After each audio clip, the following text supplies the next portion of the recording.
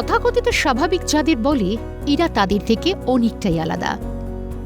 আপনার আমার থেকে কোনো কাজে পিছিয়ে থাকার কারণ একটাই, শারীরিক প্রতিবন্ধকতা। খামতি পূরণে সাহায্যের হাত বাড়িয়েছে কেন্দ্র। মোদী সরকারের পক্ষ থেকে হুগলির ভদ্রেশ্বর গেট বাজারে প্রবীণ এবং বিশেষভাবে সক্ষম দিব্যাঙ্গদের সহায়ক সরঞ্জাম বিতরণ করা হলো। আপনি কি জন্ম থেকেই এরকম অবস্থা?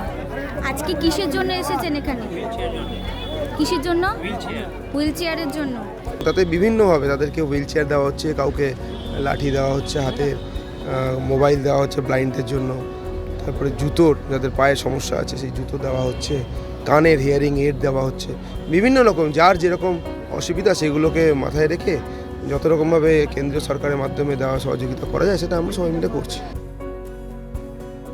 অসম্পূর্ণ জীবনে সরকারের আঙুল ধরে সুদিন ফেরার আশা, একটু সহযোগিতার আশায় কাগজপত্র হাতে নিয়ে ছুটে যাওয়া, জীবনের দৌড়ে থমকে যাওয়া পাগুলোই গতি ফিরুক, ভালো থাকুক সবাই।